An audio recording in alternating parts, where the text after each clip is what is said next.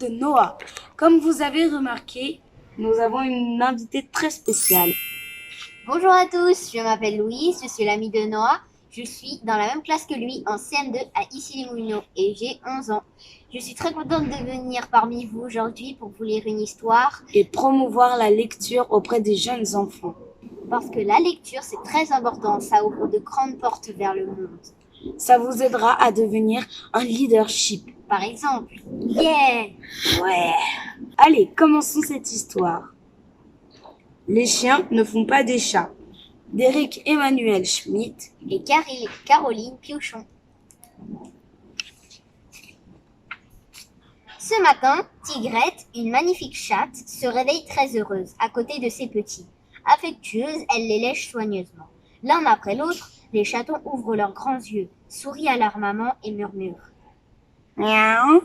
Mais le sixième, en se redressant, s'écrie. Ouah. Tigrette rit, surprise, puis le corrige. C'est miaou mon chaton, pas ouf. Il approuve, mais s'exclame de plus belle. Waf, waf, waf. Tigrette le regarde attentivement. Il semble différent de ses frères et sœurs.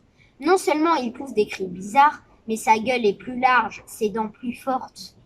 Comme tu es original mon enfant, je t'appellerai Hardy. Car tu m'as l'air bien vif. Chuchote maman chat. Pour la remercier, Hardy l'embrasse en lui léchant le visage. Amusée, Tigrette lui donne quelques coups de langue puis tente de le repousser. Mais rien n'arrête Hardy, qui déborde d'affection. Hardy mon chéri, mon chat bien élevé ne fait pas cela. Hardy cesse pendant 10 secondes, mais découvrant ses 5 frères et sœurs autour de lui, il les lèche avec la même frénésie. Même s'il en trouve qu'il exagère, tout le monde s'attendrit devant ce Hardy si drôle, si gentil. Il y a un bassin au milieu du jardin. Dès le premier jour, Hardy s'y précipite. Il nage, en sort, il replonge. En s'ébrouant, il asperge sa mère et les chatons. Horrifié, Tigrette proteste. Les chats n'aiment pas l'eau, Hardy. Ils l'évitent. Ne te jette pas dans le bassin, mais marche au bord. Élégante sur la pointe des pattes, elle lui montre comment l'on circule prudemment sans trembler ni chuter. Les chatons l'imitent à merveille. Hardy, lui, glisse et tombe à l'eau. Quel chaton maladroit! Songe Tigrette. Tigrette apprend à ses bébés à grimper aux arbres. Grâce à leur souplesse et à leurs griffes qui accrochent l'écorce, ils y parviennent facilement. Sauf Hardy, le malheureux, dont les griffes dérapent et qui s'écrase sur son derrière. Il fait aussitôt le foufou, mais Tigrette commence à s'inquiéter.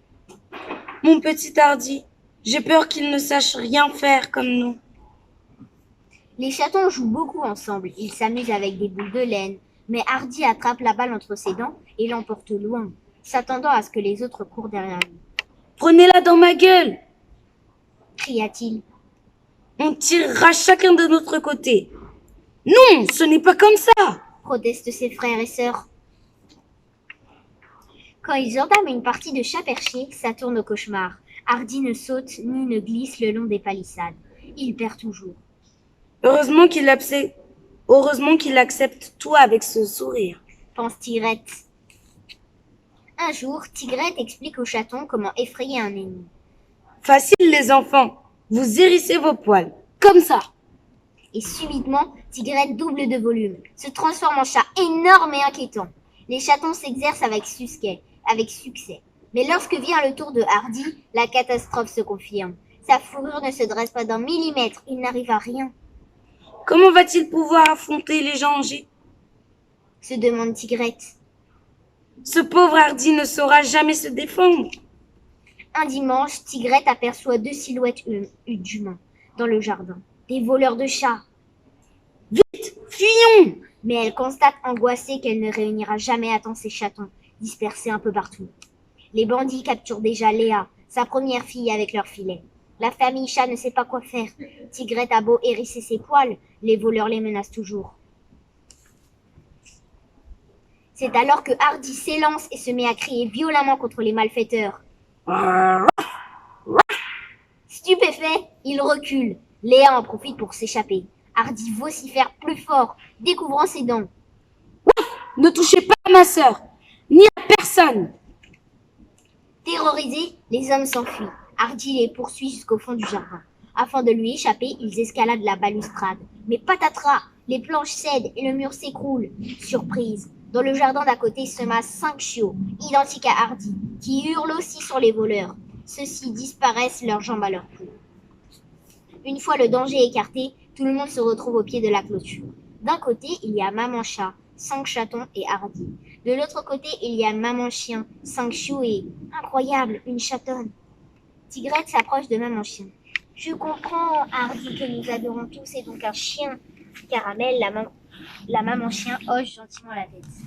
Et Boule de Soie que nous aimons tant, et donc une chatonne. Elle s'est retrouvée par erreur dans notre famille. Et notre bébé dans la vôtre. Une joyeuse fête retentit ce soir entre les deux jardins. Les chiens et les chats, qui souvent se combattent, décident de devenir amis et de laisser une ouverture dans la palissade pour que Boule de Soie et Hardy puissent aller dans leur famille facilement. Quand Tigrette voit la gracieuse délicatesse de Boule de Soie, sa fille, qui a pourtant été élevée parmi des chiots turbulents, elle conclut. Les chiens ne font pas des chats. Caramel ajoute en léchant Hardy qui a écarté les voleurs. Et les chats ne font pas des chiens. Voici la fin de l'histoire, j'espère que vous avez aimé. Que signifie ce dicton? Les chiens ne font pas des chats. Ce dicton permet de souligner avec humour les ressemblances qui existent entre des gens d'une même famille. En effet, les chatons ressemblent à leurs parents chats. Comme eux, ils savent miauler, marcher avec grâce, grimper aux arbres. Et les chiots, eux, sont comme leurs parents chiens. Ils jappent, aboient et courent pour jouer. Et il est impossible à une maman chatte de donner naissance à un bébé chien. C'est pour cela qu'on ressemble toujours d'une façon ou d'une autre dans une même famille. Eh oui, salut, à la Merci de nous prochaine dans avoir la écoutés. rubrique. Likez et abonnez-vous. Au revoir.